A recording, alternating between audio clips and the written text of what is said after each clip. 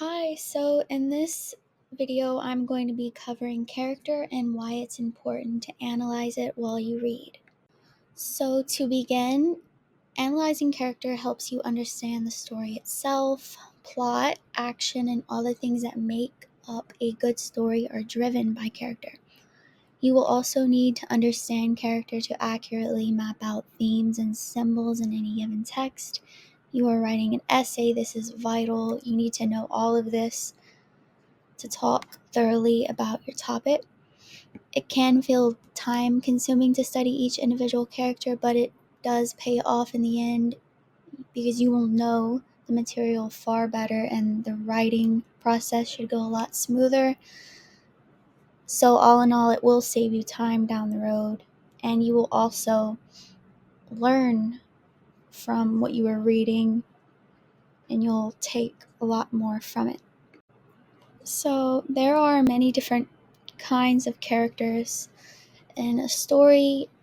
This is information that you will usually cover in your intro English class, but it's easy to forget some of this material. So, a protagonist is your lead character. They are who the story typically revolves around. In personality, they can be either good or bad people, or a complex mix of both. Better written characters tend to be full of depth and have both virtues and flaws. They're like real people, they're fleshed out. They're not just one thing. The individual that they clash with is called an antagonist. They cause problems for the lead. Like the protagonist, their personality varies. You want to be careful not to assume that they're the villain just because of their position. They are not always bad, they just clash with the lead. There are some books where the protagonist is typically pretty villainous. So it really just depends on the situation in the book that you are reading. Now, dynamic characters are those that change throughout the story. They're complex and worth analyzing. Meanwhile, static characters, who are typically in the background, do not change. They can move the plot along by providing support for the main characters, but do little else. So you should ideally read a text more than once. The first time you read it, go at a general pace as though you're reading for fun. Pay attention to what's happening on a wide scale. Like when you're watching a movie, you pay attention to the action, to what's happening. Then read it again with a critical eye. Go slower. Make notes in the margins, which is annotating. Underline or highlight character names and important bits of information to come back to. It's okay if you don't understand it right away. Just make note of things that you'd like to look into further after and come back to it. If you're reading an entire novel, you'll want to take it by sections to save time. Of course, you can't read it more than once. Not everyone has the luxury of time to do that. So you might apply the process to each chapter or each couple of pages instead. It also may be helpful to grab a sheet of paper from your notebook, or if you have to use computers, open a fresh Word or Google Doc to list each character and sort of delve into who they are. On the next slide, I'll include a template or an example of how you can format that.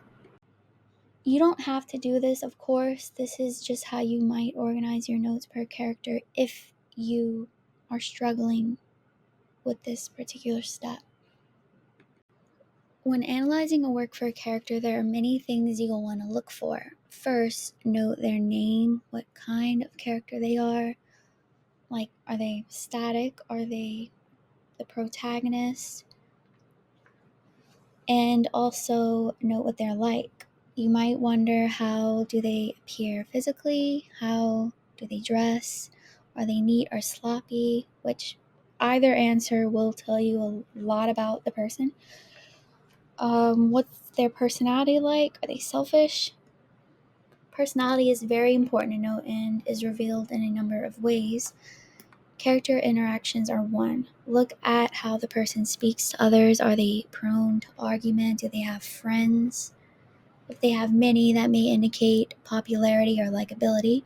If they have none, they are alone either by choice or circumstance. The first can indicate trust issues, while the second can mean that they want connection but cannot find or keep it. Things vary. Figure out why or how to better understand the story and the characters. You will also want to consider whether or not a character develops throughout the story. If they experience great change, making them dynamic rather than static, the plot is usually affected. As you read, pay attention. Does character X behave the same way from start to finish, or do they change? Do they become better or worse? Do they learn? Protagonists almost always experience a shift, and that shift has consequences. These consequences can be good, bad, sort of neutral. It really depends on the story. When you, through close reading, can answer every question we have asked so far, you will understand not just character but other elements of fiction as well. And all of this goes a long way to writing better essays, reading responses, discussion responses, anything that you need to write.